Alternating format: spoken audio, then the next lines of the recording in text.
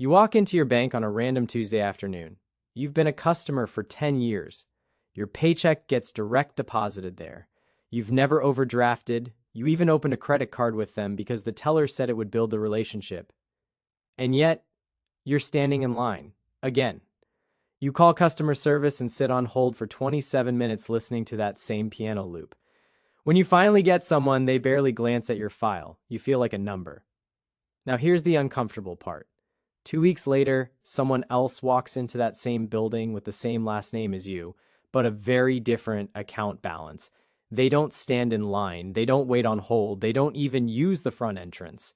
And if that makes you think, okay, that's literally me, keep watching. Because today we're breaking down the 3 net worth levels where banks start treating you completely differently. And more importantly, why? My name is Nick, and I spend way too much time thinking about how financial institutions actually make their money. If you're someone who works hard, saves consistently, but still feels like the system doesn't quite reward you the way it should, hit subscribe and give this video a thumbs up. Here's the thing. Banks don't treat people differently because they're nice or mean. They treat people differently because of math. And once you understand the math, you stop taking it personally and you start playing the game smarter.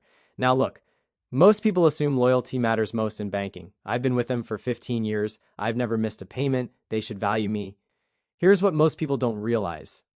Banks don't optimize for loyalty. They optimize for profitability per client.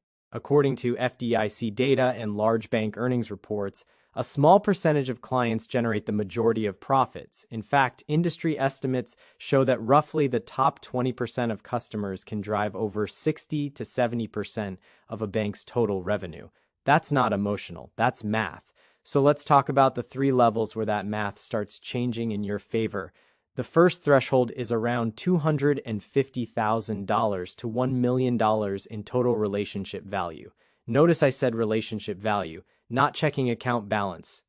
Relationship value includes everything tied to your name, savings, brokerage accounts, retirement accounts held with the bank, mortgages, lines of credit, credit cards. When you combine it all, many institutions internally categorize you once you cross roughly $250,000. This is where it gets interesting. At $50,000, you're typically a mass market client. You're serviced through scale, apps, call centers, standardized rates. At $250,000, something shifts. You might get assigned a relationship manager, not a random teller, not whoever picks up the phone, an actual person with your name on their list. Fees start quietly disappearing. Monthly account fees, waived. ATM fees, refunded. Wire fees, reduced or gone. Now you might be thinking, okay, Nick, that's like 20 or 30 bucks a month. Who cares? Here's why it matters.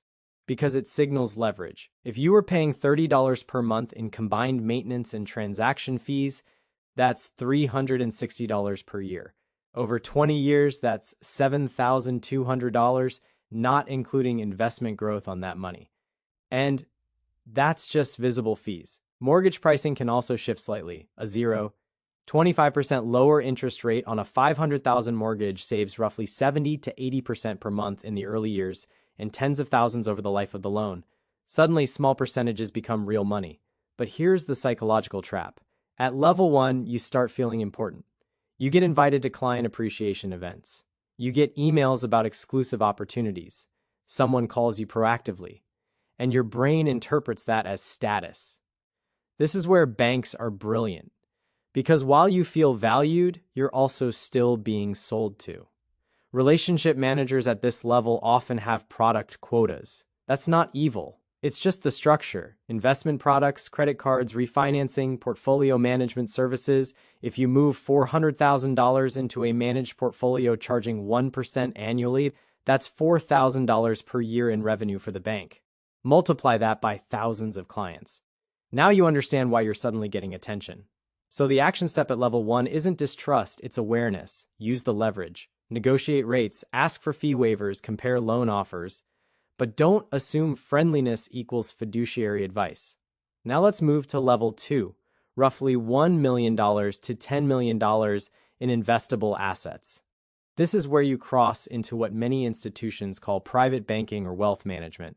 And I'm not exaggerating when I say the experience changes dramatically Instead of one relationship manager, you often get a team, a private banker, an investment advisor, maybe an estate planning specialist, sometimes even coordination with tax professionals. Meetings become strategic instead of transactional. Here's the math behind that shift.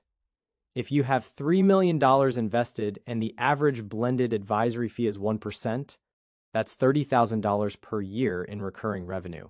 If there are lending products involved, securities-backed lines of credit, mortgages, add interest spreads. If you transact internationally, add foreign exchange spreads.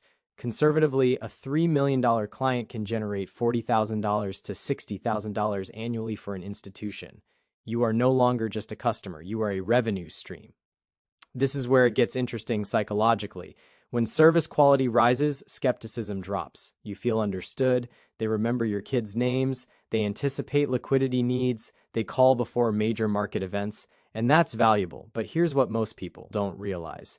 The more assets you consolidate in one place, the more pricing power you give that institution. Now, you might be thinking, but Nick, I'm getting access to private deals. Maybe. Private equity funds with $500,000 minimums, structured notes, alternative investments. Some are excellent, some are expensive. A 2% management fee on a $2 million allocation is $40,000 per year. Add performance fees and complexity. At this level, the sophistication increases, not the disappearance of incentives. So the action step at level 2, diversify relationships, interview multiple private banks, understand fee structures line by line, and strongly consider having an independent fiduciary advise SOR review proposals before you sign. Not because banks are villains, but because incentives shape behavior. Now let's talk about level 3, $10 million and above. Ultra high net worth. This is a different ecosystem. At this level, banks may offer family office-style services, coordinated bill pay, trust structuring, multi-jurisdictional planning, integrated lending against portfolios at highly competitive rates. You might get access to institutional share classes with lower expense ratios. You might negotiate advisory fees down to 0, 50% or lower depending on asset size. On $15 million, that difference between 1% and 0, 50% is $75,000 per year. That's real money. But here's the part no one says out loud. Fees don't disappear at level 3. They compress. They become embedded. Custody fees, trading spreads, structured lending margins, alternative investment carry. The wealthier you become, the less obvious the pricing, not the absence of it. And here's the psychological shift. At this level, convenience becomes addictive. One team coordinates everything. Problems disappear quickly. Travel banking issues are resolved instantly. Liquidity is arranged with a phone call. And when life feels frictionless, you rarely question the engine behind it.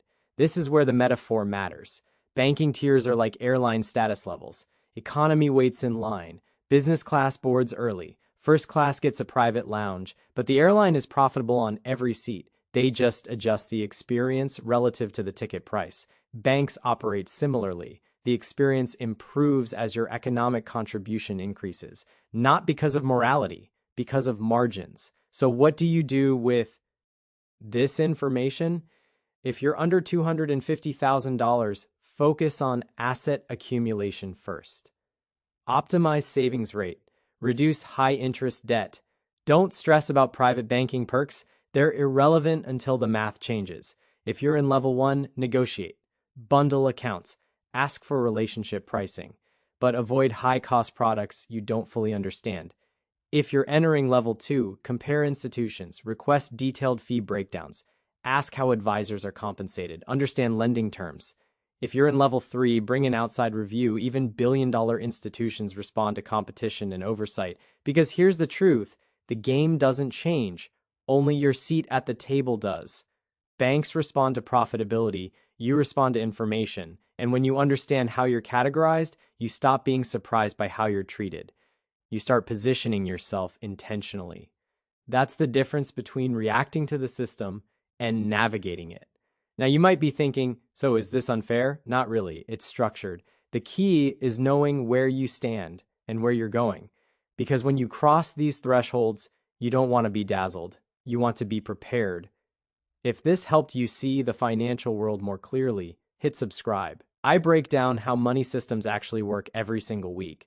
And drop a comment telling me which level you're working toward. Because the moment you understand the rules, you start playing smarter.